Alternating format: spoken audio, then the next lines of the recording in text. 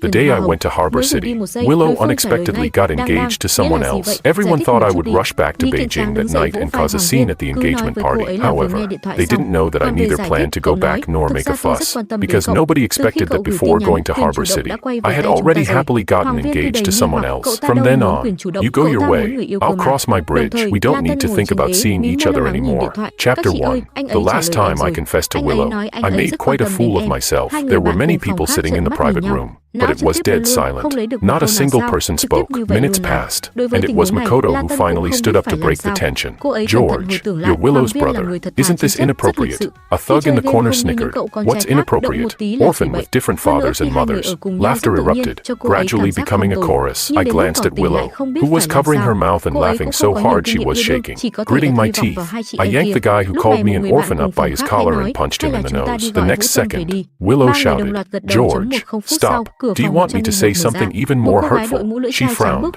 stood up, and looked at me, saying, "I've clearly rejected you many times before. Why do you keep pestering me?" I pushed the guy away, forced a smile, and asked, "Rejected me? So when I started dating someone, why did you throw a fit and cry?" She replied, "That's because you're my brother, Blue family's adopted son. If you randomly marry some random person, it'll make it hard for my parents." I laughed and said, "What about that kiss on my 20th birthday?" Willow looked into my eyes with a hint of disdain. She said, "George, I was drunk that night. My mind was all over the place. You don't really think that kissing you means I like you, do you?" I pinched my brow and said in a low voice, "Willow, you've had 4 boyfriends behind my back, but each time, I taught them a lesson, and you immediately broke up with them. I pressed on, and then you acted all cute, saying you wouldn't do that again. Why?" She replied, "That's because I hadn't met someone I truly liked." As she said this, she nestled into Makoto's arms, saying, "George, listen clearly. This is the last time I'll say it. I like Makoto, and I'm marrying him.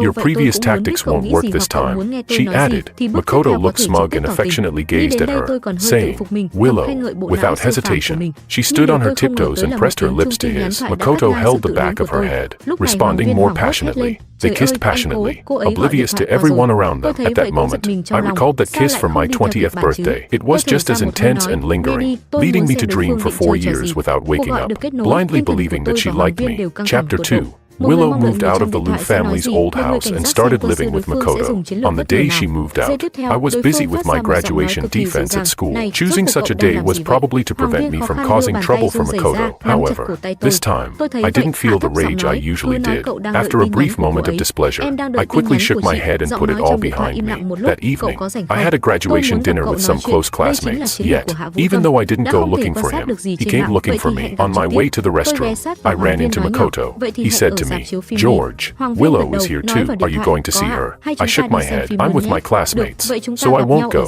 Suddenly, Makoto leaned closer and said, "George, I advise you not to meddle. If you speak ill of me in front of Liu's parents, I'll make sure you regret it." I pushed him away with a smile. "Mr. E, if you hadn't said anything, I wouldn't have thought of it. Since you've brought it up, if I don't speak ill of you, doesn't that mean you wasted your breath?" A flicker of fear crossed his eyes. I continued to mock him.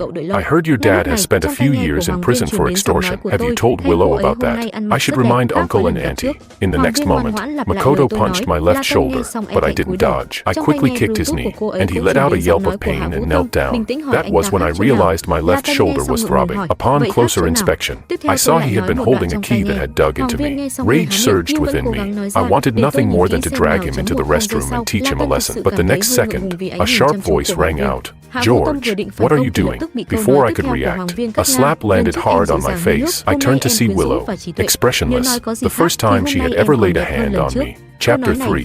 Makoto rubbed his knee and said, "Willow, don't misunderstand. George might just be in a bad mood today." Willow glared at me, visibly upset. "You're still defending him. He's always bullying others. I've really had enough." Willow bent down to help Makoto up. She shot me a cold look, her eyes filled with anger. "George, apologize." I remained silent. She shouted again, "You jerk, apologize." Makoto, assisted by her, subtly smirked at me, looking all too pleased with himself. My shoulder was bleeding. Blood trickled down my arm, forming 2 glaring lines, but it seemed Willow didn't even notice. Her gaze suggested I was a heinous villain. I couldn't help but laugh self-deprecatingly. I spread my hands and asked, "Why should I apologize?" Willow looked momentarily taken aback but quickly bit her lip. saying, "Why don't you apologize for bullying him?" I replied shamelessly, "Why would I bully others if I didn't bully him?" Willow's face flushed with anger as she scolded, "You're truly shameless. If my parents knew you were this kind of person." I interrupted her, implying, "Your parents probably need to know." Makoto looked at me and quickly tried to soothe Willow. "Let it go." "Willow, how can I let it go?" Willow instantly felt a surge of sympathy for him. She said, "George, I've told you before, Makoto is different from others. No matter how you bully him, I won't break up with him. It'll only make me love him more and hate you more." With that, she helped Makoto turn and leave. I stood there, contemplating for a long while. The pain in my shoulder was sharp, but my heart felt oddly empty and light. I realized, at that moment, that all those so-called obsessions had turned to dust, completely vanished. They could do as they wished. It was none of my concern. Chapter 4.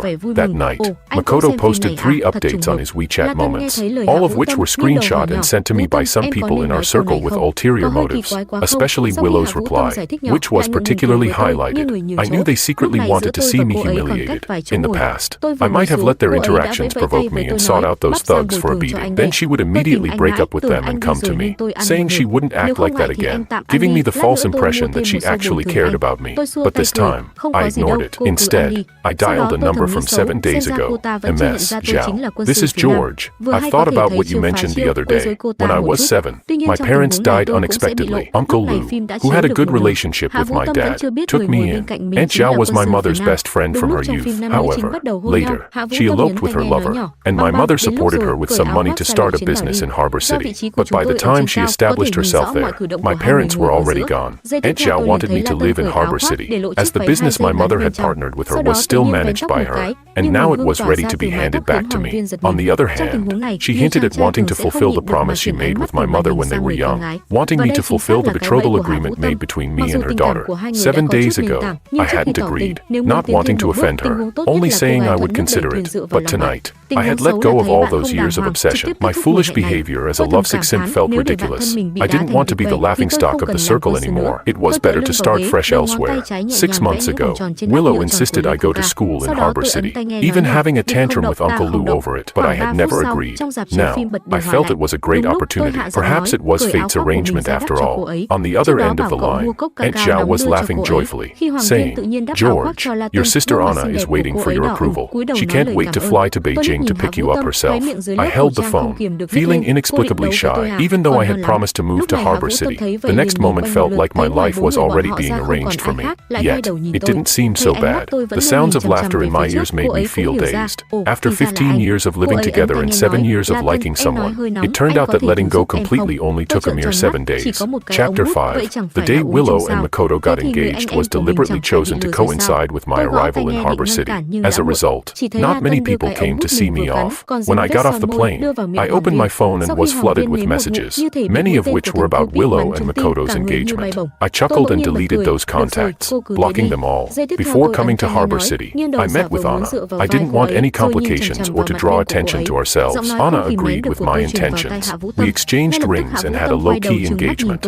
Now, my account held an additional 100 million in profit sharing, and on our middle fingers, we wore simple rings. As I gathered my thoughts and prepared to head to Anna's house, my phone suddenly rang. It was Willow's cousin, Domingo. "George, my sister's engagement ceremony is about to start. Where are you?" I replied, "I just arrived in Harbor City." He urged, "You need to hurry back. You can still make it." I calmly asked, "What for?"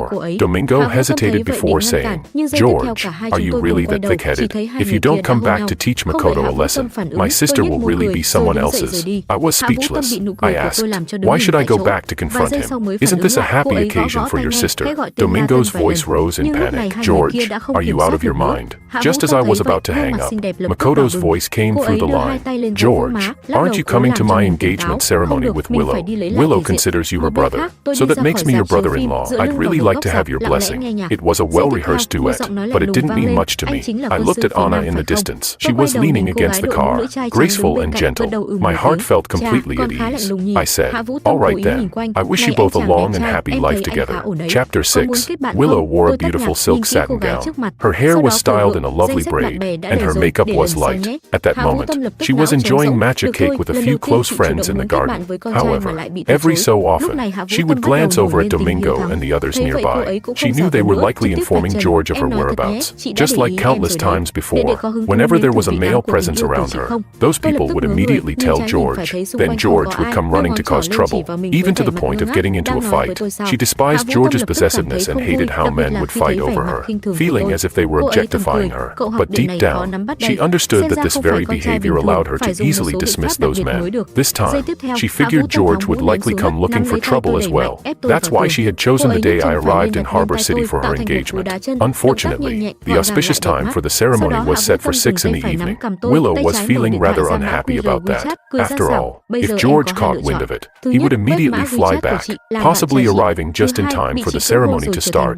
One of her friends remarked, "Willow, what if George comes back looking for you?" "Yeah, if you're engaged to someone else, I bet he'll be furious if he finds out," another friend added. "But it seems he's been unusually quiet lately. You and Makoto are all lovey-dovey, and he hasn't made a peep. If it were in the past, he would have stormed in already." Willow took a small forkful of cake but hesitated to eat it. Her mind was racing with her friend's last comments. George had indeed been unusually quiet, almost too calm, but based on her understanding of him, he wasn't the type to just let things go. Since childhood, she had rejected him numerous times, yet he always persisted, never backing down. Now, it seemed he had become much steadier. Suddenly, Willow had a thought. She smirked lightly and popped a tiny bite of cake into her mouth. "Just wait and see, he won't leave me that easily." One friend asked, "Willow, are you saying George will come back to cause trouble?" Willow didn't respond but felt a strong conviction inside her. George had always been a lovesick fool. No matter how capricious she was, he would always convince himself to tolerate her. He couldn't bear the thought of Willow getting hurt, more than he cared about his own pride. Willow knew that George was just retreating to advance. She was sure that by the time the engagement ceremony started, George would show up. Looking at the time on her phone, she said, "You all need to tell security to keep a close watch. Don't let any weird people in to cause trouble." Just as she finished speaking, she saw Domingo striding in confidently. "Cousin, it's George. He's here. The car is outside." Willow felt a sudden surge of excitement but quickly kept a cold expression. "I think he's just stubborn and won't let me go," Domingo replied. "Sister, what are you going to do? If he causes a scene, it'll be embarrassing for the Liu family." Willow scoffed and stood up, gracefully lifting her skirt as she walked outside. "I'll go see what he intends to do." Chapter 7. The group of friends followed Willow outside, but as soon as they left the garden, Makoto called out to her, "Willow." Makoto was dressed in a well-tailored deep blue suit with a simple silver gray tie. The engagement ceremony was at 6 o'clock, still a few hours away. Makoto felt anxious inside, but he didn't show it. He asked, "Why did you come out?" Willow paused, her gaze falling on Makoto. He was gentle and refined, the kind of warm guy that girls easily fall for, quite the contrast to George's brashness. Because of his humble background, Makoto was somewhat timid, always speaking softly. During the time she was with Makoto, she was quite fed up with George and easily developed feelings for him. Moreover, her connection with Makoto began with a classic hero saving the damsel scenario. Many women harbor romantic fantasies of being saved by a hero, so her feelings for Makoto were quite different from the frivolity she experienced with her previous boyfriends. Makoto said tenderly, "I heard George is back. I just thought you might not want to continue with the engagement today. I can understand that." He smiled lightly, his gaze sincere as he looked into Willow's eyes. In relationships, many men struggle with expressing their feelings and emotions. Their delicate words often trigger resistance, and they sometimes forget what they intended to say, halting in awkwardness. But there are also men who, though not eloquent, convey their feelings through a look or a gesture, expressing deep emotion without needing to say the words. At that moment, Makoto's eyes clearly had that effect. Willow replied, "How could that be?" She shook her head vigorously and nestled into Makoto's embrace, saying, "Makoto, don't worry, I'll never leave him." Makoto nodded, holding Willow's shoulders and gently patting her. "Willow, I'm okay. Whatever choice you make, as long as it's what you truly want, I'll be happy for you, although his his eyes were slightly red, revealing his reluctance. His words comforted Willow. She playfully rubbed against his chest, wishing she could stay in Makoto's warm embrace forever. Domingo, with a gleeful smile, chimed in. How could that be, Cheng? My sister doesn't like George at all. He's arrogant and aggressive. My sister is sick of him. How could she possibly want to go back to him? Domingo also held a strong dislike for George. His reasons were rooted in a personal logic. He always saw himself as the sole heir of the Liu family, despite his uncle and aunt running the Liu group and Willow being their only daughter. Deep down, he fantasized that if George hadn't been adopted, he, as the only male descendant, would eventually inherit the family business. This fantasy floated lightly in his mind, lacking substance but not quite shameless. Perhaps if he reflected on it, he could differentiate between illusion and reality. Yet, this deep-rooted fantasy intensified his emotions, making him irrationally resentful towards George. Over the years, he took great pleasure in seeing George humiliated. Now that George had been sent to Harbor City, hardly anyone had come to see him off. In fact, his belongings had been packed and sent ahead 2 weeks prior, as if the family was eager to get rid of him. Domingo felt quite satisfied at the moment. As long as it wasn't George, he would support whoever became his brother-in-law. Chapter 8. Willow suddenly looked at Domingo with confusion. Aren't you usually on good terms with George? Domingo sneered. How could I be on good terms with him? I despise George more than anyone. Now that the dust had settled, he felt no need to pretend. He had once feigned brotherhood with George, but now that he didn't have to, he felt refreshingly free. Thus, he didn't notice the unusual expression on Willow's face. Still talking to himself, he said, "Sister, why don't you stay with your fiancé? I'll go deal with George. Don't worry, I'll make sure he gets humiliated." Willow asked, "What do you want to do?" He replied, "I'll find some bodyguards to beat him up and throw him out the door if he dares to crash someone else's engagement. His parents have no face to show." Willow suddenly raised her hand. The sharp sound of a slap echoed, leaving everyone stunned, especially Makoto. He furrowed his brows, sensing trouble. He saw Willow's eyes welling up with tears. Domingo glared, shouting, "Sister, what does this mean?" Willow said calmly, "George is still my nominal brother." Her face was pale with unspoken emotion. "You call him brother but secretly think of humiliating him. You really disgust me." Domingo, gritting his teeth, retorted, "What do you mean I disgust you? What are you acting for? You clearly hate him the most. Everyone can see through your thoughts. Why are you suddenly playing the saint?" Willow stood there, silent for a long time. Did she really hate George as much as they said? Yet, when George first came to the Liu family, they had the best relationship. She would obediently follow her brother, sharing her favorite candies with him. She would cling to him for stories, telling everyone he was her favorite. When she fell and got hurt, it was George who comforted her and carried her home. When she was bullied at school, George was the first to rush to her aid. Even the first time she got her period, it was he who bought her sanitary pads. George had always cared for her, and she used to depend on him so much. She had liked being close to George from the very beginning. When did that change? Willow felt a sudden confusion within. Makoto's sigh snapped her back to reality. That's right, it must have been George who changed first. He became more arrogant as he grew up, coddled by the Liu family. With an increasingly overbearing nature, he had strong possessiveness and dominance, forbidding her from dating other men and often flying into a rage. That's why she grew to hate him more and more, distancing herself from him. It had to be that way. So she wanted the Liu family to send him away, to put him as far from her as possible. To Harbor City, she only wanted George to respect her and understand her need for freedom. Once he realized that, she would naturally seek him out. With so many years of connection between them, how could she really bear to be so far apart? Chapter 9. But now it seemed that George was still stubborn. On such a joyous day, he continued to ruin her happiness. He was truly despicable. As soon as he arrived, he turned the Liu family into chaos and sowed discord between the siblings. It was easy to understand this mentality. It was far easier to blame others than to admit one's own mistakes. Instead of reflecting on his actions, it was safer for him to stick to his established path. Willow had clearly given George hints more than once, even sabotaging his relationships. But at this moment, she was blaming him for not allowing her to date others, completely forgetting her own actions. She had slapped her own brother, yet blamed George for the turmoil in the Liu family. By ignoring and forgetting her own detrimental behaviors, she created a causal chain that made her feel utterly justified, as if she were always on the right path. Willow thought she had figured it all out, yet tears flowed uncontrollably. She felt a sense of unease but instinctively blamed George, tightly clutching Makoto as she choked out, "I'm sorry. Makoto, I've been blaming George on such a good day. I have to make it clear to him. I won't let him ruin our engagement. Makoto wiped Willow's tears and let go, standing quietly as he watched her retreating figure.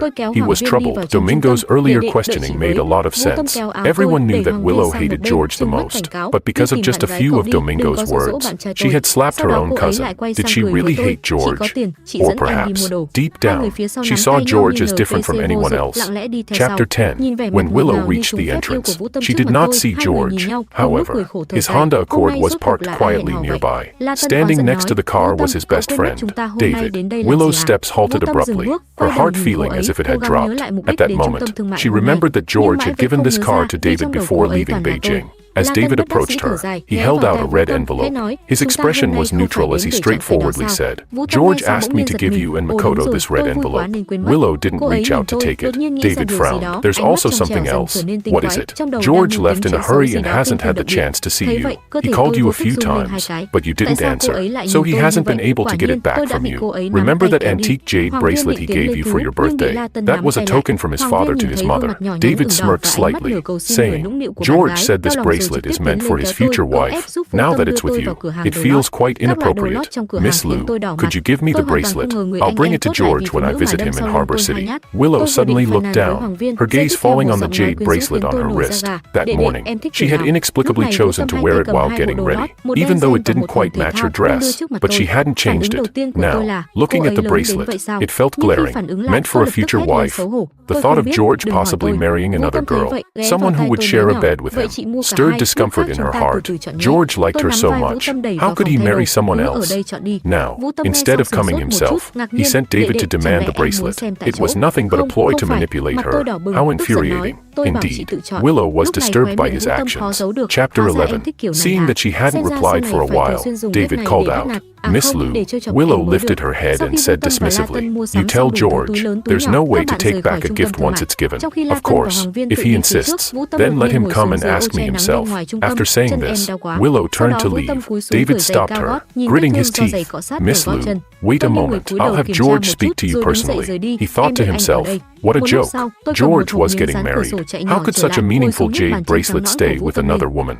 George had repeatedly emphasized the importance of retrieving it before his wedding. He wanted to personally put it on his wife's wrist that day. David had long found Willow insufferable, but George was blind and foolish, getting strung along for so long and then tossed aside. Just thinking about it made David want to punch Willow, but now he had finally come to terms with it. George had found such a great wife.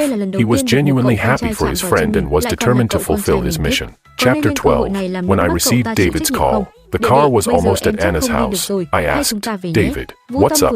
He replied, "George, I went to get the bracelet from Willow like you said, but she won't give it to me. She said if you really want it, you should talk to her yourself." I instinctively glanced at Anna beside me, feeling inexplicably guilty. I wasn't very familiar with her yet, even though her makeup looked sweet and bright, instantly likable with peach blush and dewy light pink lip gloss. Her clear, bright eyes and composed demeanor gave off a certain distance. Even sitting in the car, she maintained a graceful posture, and her occasional smile radiated poise. That natural air of a rich girl made me feel a bit uneasy. Before I could speak to David, Willow's voice came through on the line. "George, do you want the bracelet, or are you just trying to make me look bad?" I was momentarily stunned and let out a laugh in frustration. She continued, "If you're trying to disrupt my engagement with Makoto, then I suggest you don't waste your effort. If you want the bracelet back, then you should take it back just like you gave it to me. After all, something so valuable, I won't just hand it back through someone else." I took a deep breath, trying to keep my tone calm. "David is my best friend. You can just give it to him. I'll bear all the consequences myself." Willow sneered. "George, how much clearer can I be? You should take it back the same way you gave it to me." Then she hung up. I felt a surge of anger. How did I give her that bracelet? It was on my 20th birthday. Willow and I were both drunk. She secretly pulled me into her room, saying she had a gift for me. The next moment, she tiptoed and kissed me. I pushed her against the door and deepened the kiss. In the end, she patted my shoulder, and I finally restrained myself. Before leaving, I asked her to wait, went back back to get the bracelet and put it on her wrist. I told her its significance. She said nothing but shyly accepted it. Because of that, I thought she had tacitly accepted my feelings. These past few years felt like a terrible dream. Now that I was awake, I just wanted to completely sever ties with the past. I thought Willow would be eager to return it, like throwing away trash, but I never expected her to say that. It was then that I realized, youthful folly must one day come with a price. If that bracelet hadn't held such meaning, I wouldn't have cared about getting it back. But now that I was getting married, leaving the bracelet with Willow would be unfair to Anna. Chapter 13. What happened? Anna's gentle voice suddenly broke in. I instinctively looked up, our eyes meeting. I didn't want to hide anything, but because we were still getting to know each other, I found it hard to speak. I ultimately shook my head and said, nothing. I calculated that, at worst, I could ask Uncle Lou for help. If that didn't work, I wouldn't mind taking some firm measures. I just had to get it back. With that determination, I gradually relaxed. Really nothing. Just a small matter with Uncle Lou's family. I put on a light-hearted expression and smiled at Anna. I'll handle it. Anna didn't press further. She just nodded lightly and said, George, I trust you, but I'm your future wife. So if you encounter difficulties, you must tell me. I'll share the burden with you. Hearing future wife made my neck heat up. I was already engaged. In half a month, Anna would be my wife. Bittersweet feelings swirled inside me, but amidst it all, I felt a glimmer of hope. I smiled at her and gently nodded. The car arrived at Anna's house. I got out first and then turned to help her. I noticed the engagement ring on her finger. Since she put it on that day, she hadn't taken it off. As I helped her out of the car, she didn't let go of my hand. Instead, she squeezed it tightly. At first, I felt a bit awkward, but her soft, warm hand suddenly brought me immense calm. It felt like this was how it should be. From a distance, Aunt Zhao saw us holding hands and smiled appreciatively. Before we could get close, Aunt Zhao quickly came over and hugged me, tears welling in her eyes. George, seeing you reminds me of your mother. It's been so long since I saw her. I felt a surge of emotions. It was a distant memory, but her scent overlapped with the faint recollection of my mother. Anna stood beside us, quickly teasing, Auntie, you're making George feel smothered. Aunt Zhao had married Anna's father at 40. She never had children of her own but treated these non-blood related kids as her own. Anna had always respected her. I had long known this, so I had never understood why Anna agreed to this verbal marriage agreement. After all, it had nothing to do with her, but Aunt Zhao assured me that one day I would understand. So I didn't ask further. Aunt Zhao smiled, released me, and wiped her tears. George, come home with me. I instinctively looked at Anna. She was watching me too. Behind us, the greenery was lush and vibrant. When I looked over, Anna's eyes sparkled with warmth. She reached out her hand to me. George, let's go home. Chapter 14. With 20 minutes to go until 6 o'clock, Makoto had finished his pre-ceremony preparations, but Willow had yet to come out of the makeup room upstairs. After a moment of hesitation, Makoto walked over. The makeup room door was unlocked. Faint voices drifted out. A woman's voice said, Willow, is George really not coming back? Another replied, if he was going to, he would have by now. Even a rocket couldn't get him here on time. The first voice continued, Willow, I've actually been wanting to ask you for a long time. Do you really have no feelings for George at all? You grew up together. He's always taken care of and protected you. He's always had eyes only for you. Makoto paused, instinctively furrowing his brow. There was a long silence before Willow's voice finally spoke up. I have no feelings. Would you have feelings for a simp? Willow scoffed in a feigned contempt, but she remembered George was only a few months older than her. Always treating her like an older brother, caring for and protecting her, making sure she never got bullied during her school years. She recalled the night of George's birthday when she had kissed him, believing it must have been the alcohol that made her dizzy. She had also accepted the bracelet he gave her. The first voice chimed in again. Such a handsome simp. I definitely have feelings for that. Another voice echoed. Yeah, several of my friends have their eyes on him. Remember last year's horse racing event? The first voice replied, of course, he wore a black rider's jacket and won the championship. I still remember how he stood on the podium, took off his hat, and smiled confidently. It was so charming. Willow remembered. 2. She recalled the day when George, during his speech, said he wanted to dedicate his victory to a special someone in his heart. He had been so happy, showering her with attention, boasting about his medal and pony. He talked so much that when Willow ignored him, he teased her about the beautiful lady presenting the awards. At that moment, Willow Makoto had glared at him, and only when he said that he had eyes only for her, that Anna had just caught a glimpse, did she feel relieved. A smile finally tugging at her lips. Both she and George loved horseback riding. George's pony was still being raised at Lou's family ranch. The next moment, Makoto suddenly pushed the door open, interrupting Willow's thoughts. "Willow," he said, wearing a deep blue single-breasted suit, a replica of Lou's original engagement suit. Lou had come from humble beginnings, and the story of him rescuing a beauty to spark a beautiful romance was still fondly recalled by many today. Willow's greatest pride in life was her parents' deep love for each other. Perhaps that was why, when Makoto had saved her, she developed special feelings for him. Now, standing before her, Makoto resembled her father in those old photos, gentle and steady. Willow's heart was once again enveloped by that sense of fate. Many believed in destiny, either as a mere coincidence or as prophesied by the stars. That feeling was so strong that even if emotions were lacking, it could be filled with the thrill brought by destiny. So even though she had never considered taking the step of engagement and marriage with Makoto, today, she suddenly felt it was right to complete this engagement ceremony with him.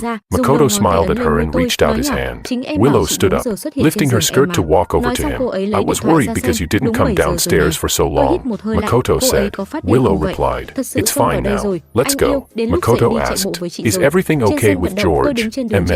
Willow's gaze flickered to the bracelet on her wrist. "George is arrogant and self-righteous. He should just stay in Hong Kong forever. I never want to see him again." Makoto felt a sudden thrill of joy inside him, but he maintained a worried expression. "Isn't that a bit harsh? After all, he's..." Willow interrupted. "It doesn't matter who he is. I just don't want to see him again."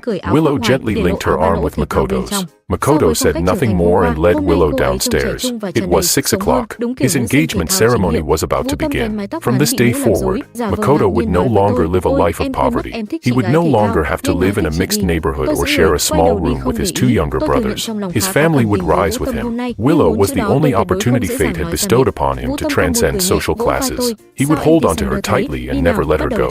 Chapter 15. Anna and I set our wedding date for half a month later. Time was tight, yet Anna's family had already been preparing for our wedding many years ago. So even though we were busy, things were progressing smoothly. Aunt Zhao told me that Anna had fallen seriously ill when she was young. After she recovered, her father took her to worship a Buddha, saying she must marry in September of her 25th year to ensure a long and healthy life. Anna's family took these beliefs seriously. When Aunt Zhao first mentioned this marriage over the phone, she calculated my birth date. It turned out that Anna and I were a perfect match in terms of destiny. So when I agreed to the engagement, the entire family was overjoyed. I received many precious gifts. The most meaningful one was an antique brooch left by Anna's mother. When Anna handed it to me, I felt guilty. The most appropriate return gift would be the pair of bracelets my father had given my mother, but they were still with Willow. Perhaps seeing my gloomy mood, Anna took me to the garden for a walk. "George, are you unhappy?" she asked. Her eyes filled with concern. My gaze fell on the shiny blue brooch on my chest. Even if I had no knowledge of antiques, I knew it was invaluable. Since childhood, I couldn't stand it when others treated me well.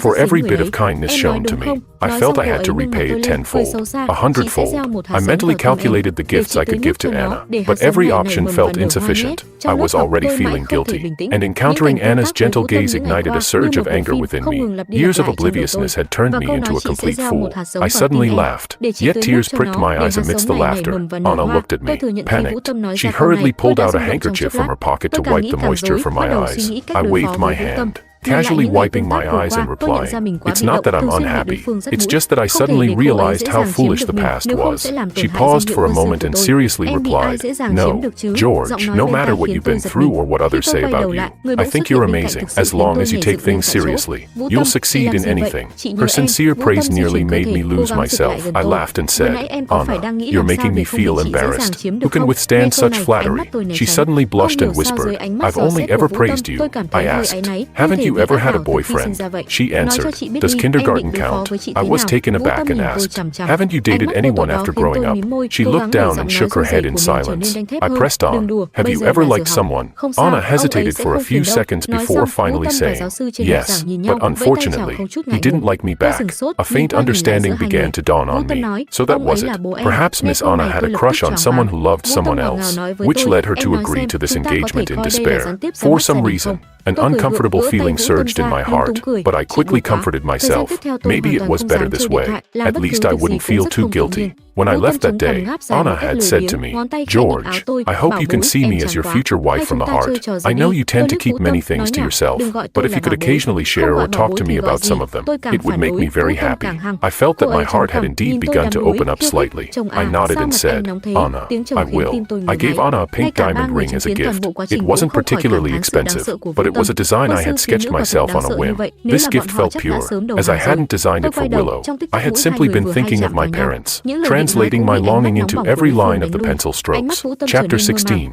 The wedding preparations were in full swing, but we had not announced it publicly. I didn't want to be ostentatious, especially since my affairs with Willow were still unresolved. When I left, Willow had probably already decided never to see me again. So all my belongings were packed and sent to Port City. This included all the little gifts she had given me over the years, like the box of paper cranes she folded for me as a child, the candy wrappers from the chocolates she gave me on Valentine's Day in high school, and the tie she gifted me on my first day at work. Among these, there was one special gift, a set of rings she secretly bought during college. They weren't valuable, but I cherished them like treasures, because a gift like a ring carries an extra layer of meaning for a girl. Seeing it made me tolerate all her bad moods. But now, I had slowly come to understand, when someone never liked you, even if you have a marriage certificate, it's as if it doesn't exist at all, let alone these material things. As I sorted through Willow's gifts one by one, my heart felt strangely calm, without a ripple of emotion.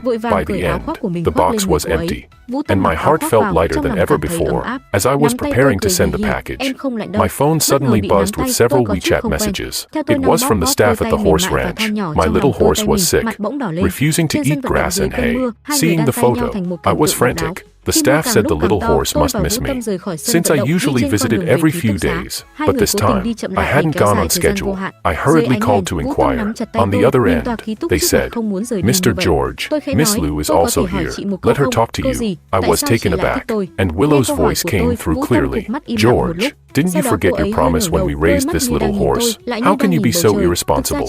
Of course, I hadn't forgotten. The children in the Lou family all have their own pets, but the only requirement is that you must take full responsibility for the pet you choose and care for it well. You must never abandon it halfway. I said, "Isn't it you who asked Uncle Lou to arrange my trip to Port City?"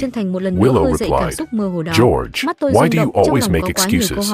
If you really cared about the little horse, you wouldn't have left it. You would refuse your dad's arrangements and not go to Port City. In short, you don't really care about your little horse." In that moment, Willow's heart skipped a beat. It seemed she suddenly heard her own underlying message. George, he actually didn't care much about her either. Otherwise, he wouldn't have really gone to Port City. He wouldn't be indifferent upon learning of her engagement. He wouldn't have missed the engagement ceremony. He wouldn't be taking back the jade bracelet he gifted her. Chapter 17. Willow, I'm not in the mood to scold you, so I advise you not to stir up trouble. I'll make time to go back and see it, if possible. I also plan to bring it to Port City. Willow's voice trembled, tinged with frustration as she said, "Are you planning to never return to Beijing?" I just smiled and said, "Why not? Yes, I was going to rebuild my family in Port City, so my focus on life and work would naturally shift here, but there was no need to tell Willow any of this." Willow coldly said, "George, you always have to be so clever with your words. How immature can you be? You better not regret it." George, I was speechless and asked, "Regret what?"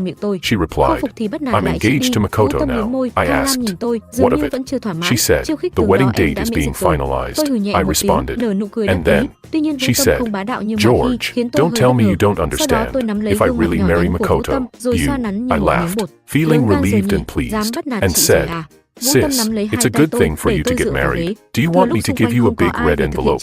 On the other end of the line, Willow suddenly fell silent, and I didn't wait for her to say anything else. I just hung up. When we were 16, we had our first crush, and from then on, things spiraled out of control. She wouldn't let me call her sister, and she refused to call me brother. Now, after all these years, we had finally returned to the most appropriate position. I had no interest in hating her or blaming her. After so many years of companionship, giving a red envelope was only right. Chapter 18. I called Uncle Lou. After greeting him and Aunt Lou, I delicately brought up the matter of the bracelet. I said, "Uncle Lou, I was young and foolish a couple of years ago, causing quite a few misunderstandings. Now that I think about it, I always feel regret and shame. Since my sister is engaged now, I think it's best not to cause any unnecessary misunderstandings." Uncle Lou sighed on the phone. He said, "George, I've always liked you and regarded you as my own son.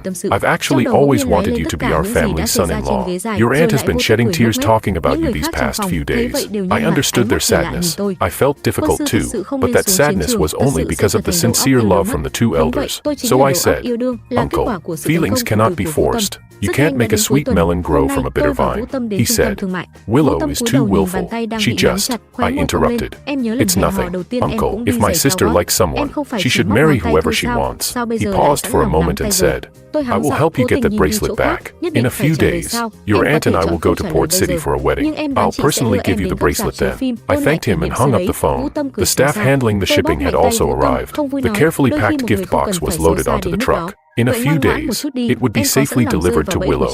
Soon, Uncle Lou and the others would come to Port City.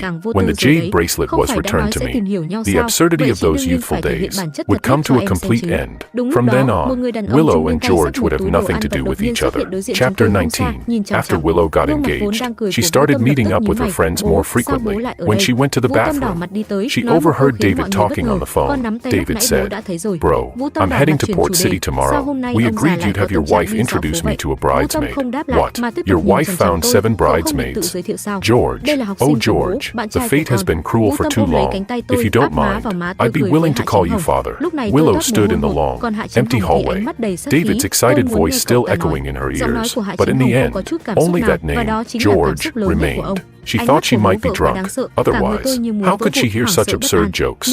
Yes, she was really drunk. That was why she was hearing things. Or perhaps she just missed George, and that was why she misheard someone else's name as George's. Willow leaned against the wall, staggering over. She called out, "David." David, who had just finished his call, was startled and asked, "Willow?"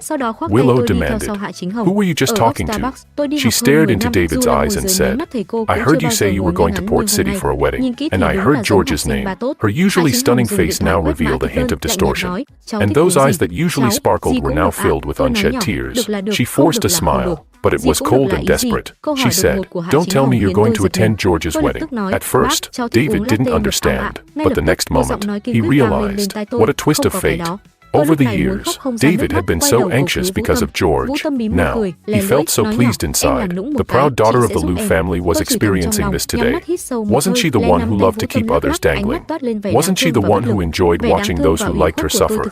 She would have countless opportunities to feel that way in the future, but David wouldn't tell her the truth. George had forbidden him to speak, so he wouldn't let Willow know. Running to Port City to stir trouble, that was his best friend's most important day of his life. He absolutely couldn't let that scheming girl ruin it.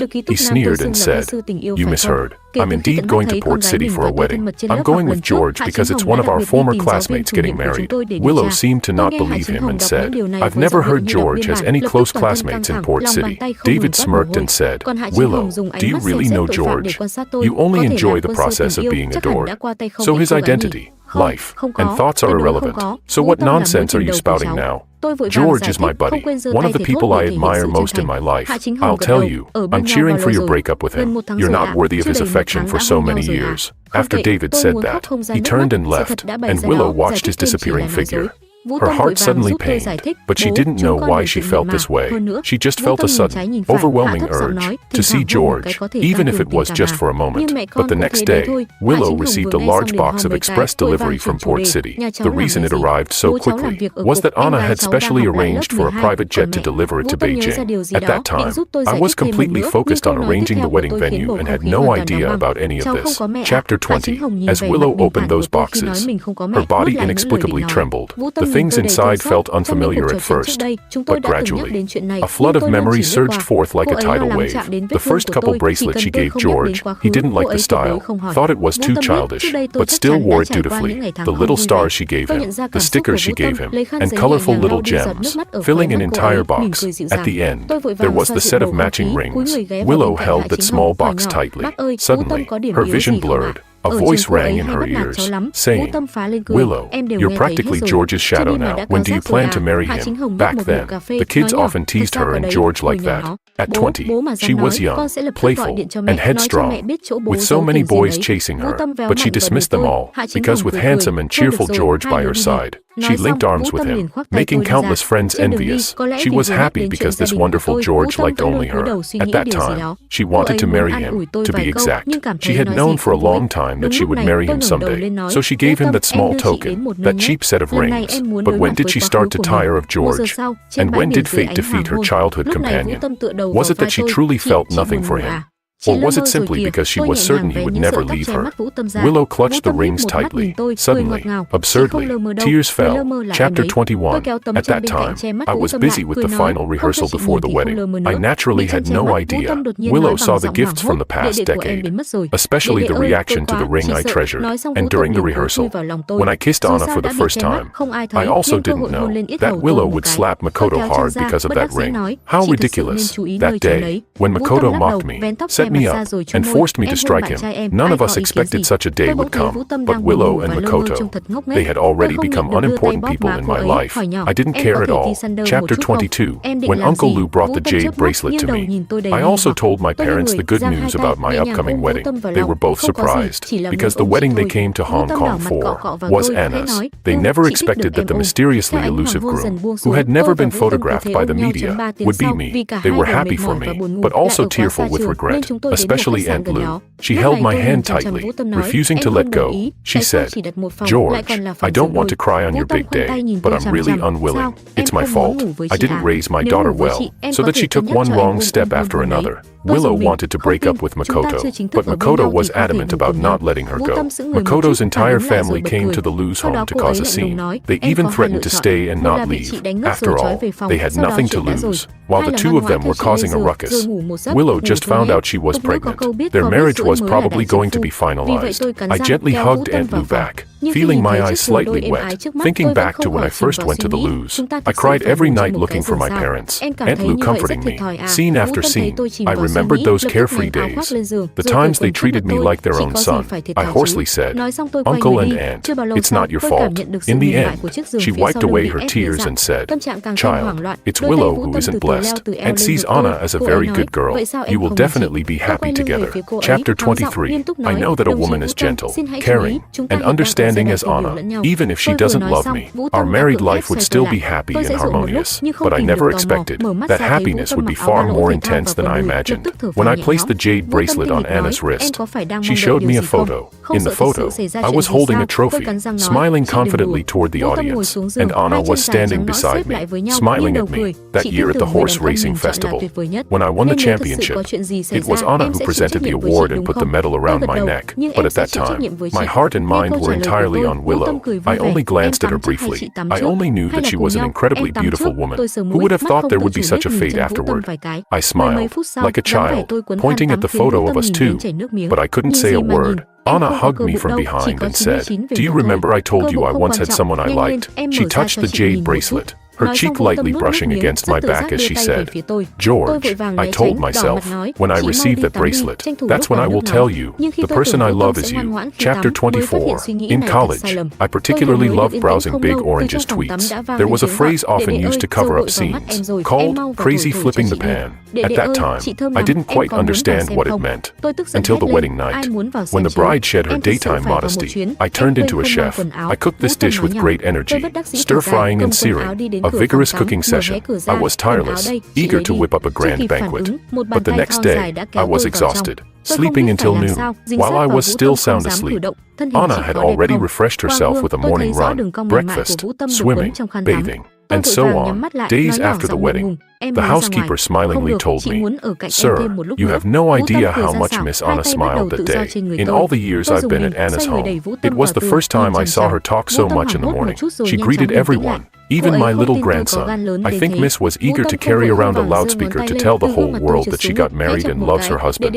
I couldn't help but laugh, making an excuse to send the housekeeper away and sat alone in the garden reading the news. From a distance, I saw Anna's car driving in. She got out of the car, immediately looking for me. I shouted, "Anna." I waved at her with a smile from the garden. My little horse had been sent to Hong Kong the day before. It was secretly arranged by Anna. It had been well taken care of on the way, with no signs of discomfort. When I saw it, it was happily circling around Anna. Seeing Anna smile, I smiled too. I pushed through the lush greenery to walk towards her, and as I walked towards her, she had already run to my side. I stopped, opened my arms. As she leaped into my embrace, I held her tightly. Extra Chapter 1. Willow only learned about it on George's wedding day. At first, she couldn't believe it at all. She even naively thought that the so-called wedding was just a play directed by George himself. Just like her engagement to Makoto, it didn't hold any real significance. But when her friend sent her photos from George's wedding, and she saw George in a tailored groom suit standing next to his bride, when she saw her parents sitting in the VIP seats, when she saw David flirting with the bridesmaids next to George, when the handsome groom kissed his bride, when the bride shed tears of happiness, Willow suddenly heard a deafening crash as something inside her collapsed. She felt a bit dazed, and it seemed she couldn't hear what her friends were saying at all. All that echoed in her ears was that one sentence: George is married. George is someone else's husband now. But didn't George always like her since they were kids? Didn't George always hope Willow would marry him? Wasn't he in love with her? On her 20th birthday, he personally put the most meaningful jade bracelet on her wrist. They had made a promise, and if Willow had no feelings for him at all, how could she have let George chase away one male friend after another? To be fair, she had been using George all along. Back then, she was a playful girl. As a wealthy young lady, she always had many suitors around her. She loved watching those men fight over her. She adored the classic Western novels and fantasized about being a noblewoman, watching her lover duel for her. But she also knew clearly that she was just playing and would never really date any of those men. George said she had 4 boyfriends, but they all broke up after he had a talk with them. But he didn't know that she had never actually dated those boys. After a few flirty days, she had had enough of the game. But how could she, being so noble, play the villain? So her childhood friend became the best tool. She deliberately encouraged George. George had a fierce temper. The moment he heard that any man was no good and was bullying Willow, after Domingo or others fanned the flames, he would rush over to teach those foolish boys a lesson. And she, of course, would act heartbroken, forced to break up by her brother. But deep down, she secretly delighted in it. She seemed to particularly enjoy seeing George angry for her. She liked watching him act as her most devoted knight, driving away the bothersome suitors. He was domineering yet somewhat sad, but George would always forgive her, as long as she acted cute, said something sweet, accompanied him to do what he wanted, and gave him some affection. He would immediately cheer up. She thought this time would be the same. She thought no matter how big her mistake was, George would forgive her. George had lost his parents and had come to the Liu family since he was young. Where else could he go? Everyone assumed they would definitely get married in the future, even if Willow was too willful and got engaged to Makoto. But now, George was marrying someone else. He had a wife, someone beside him. Willow could no longer stand by George's side. Extra Chapter 2. On the day George and his wife returned to the capital, Willow had just had a big fight with Makoto. She had moved out of their shared apartment, determined to cut ties with Makoto completely, when a friend sent her a video from the hotel corridor. She suddenly realized that her relationship with Makoto had been calculated from the very beginning. The seemingly gentle and kind man was actually so despicable. She couldn't bear to recall the scenes from that day, couldn't bear to think about how disappointed George must have felt. She wished she could go back to that day and strangle that pathetic version of herself. She had been with George for 15 years. Why had she acted so crazily to humiliate him? It was from that moment that she completely lost George. She had completely lost him. So now, when George walked into the living room holding his wife's hand, she saw the antique jade bracelet on his wife's wrist at a glance. A sharp pain pierced her heart all at once. The kind of overwhelming pain that was inescapable, but she managed to maintain her composure, silently following her parents behind, watching his happiness. That day, Willow didn't say a single word. She didn't even dare to look at George more than once. Her hands, resting on her knees, had clenched tightly, almost piercing her palm, yet she seemed to feel no pain at all. She felt somewhat impressed with herself. How could she maintain a calm smile throughout? It wasn't until George was about to leave that she realized her face was starting to freeze. When George was leaving, he called out to her. He called her sister, just like when he first came to their home. Willow heard it clearly and understood it well. George truly had no feelings for her anymore. The last thing George said to her that day was, "Sister, I hope you can find your own happiness in the future." She nodded, but inside, it was pouring rain. She couldn't do it, but she couldn't tell him. Extra Chapter 3. After breaking up with Makoto, the entire Liu family was embroiled in a shameful scandal. Willow discovered discovered she was pregnant. But she absolutely didn't want the child, nor did she want to be with Makoto again. She couldn't accept that her future husband would be the father of her child, especially since he had been plotting against her since the first meeting. The so-called heroic rescue, the replay of parental love, were all lies, just lies. Makoto was simply using her as a stepping stone to make a fortune. She didn't want this child, but Makoto was blocking her. He even brought his parents over. Willow had never encountered such shameless, lowly people. They were relentless, throwing tantrums and using every trick in the book. The Liu family was a cultured family. Her parents couldn't afford to lose face like this. She couldn't even call the police, overwhelmed. Mr. Liu and Mrs. Liu could only pay them off to leave, but those people tasted blood and were even less willing to let go. They were like leeches, like vampires, like maggots, like a nightmare that would never end. Willow was exhausted by the chaos caused by Makoto's family, and her belly was growing larger. She finally decided to tear off the shameful facade herself.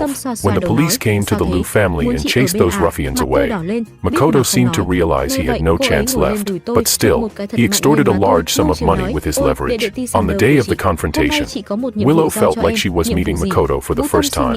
He was cold, petty, greedy, twisted, and delightfully ugly. When Mr. Liu handed the money to Makoto, Willow suddenly wanted to laugh at herself. She laughed at her foolishness, her naivety, everything she had once taken for granted as a girl. The daily companionship of youth faded away and lost its freshness, but a true woman would love a man who would do everything to protect her, to encourage and support his struggles, and she was undoubtedly a complete disgrace. Later, George's wife took his pony away. When Willow went to the stable, the pony had already been taken away. Only her horse was left. Standing all alone in the stable, Willow let it out. She mounted the horse and raced into the wind, going round and round, tireless, until finally, she closed her eyes in the wind and loosened the reins. She didn't die, but she lost half her life. Her parents cried heartbreakingly by her bed. At that moment, Willow seemed to finally grow up. She endured the pain, comforting her parents, thinking to herself that her future life could not continue in such an absurd way. Shortly after Makoto returned, he was sentenced to prison for extortion.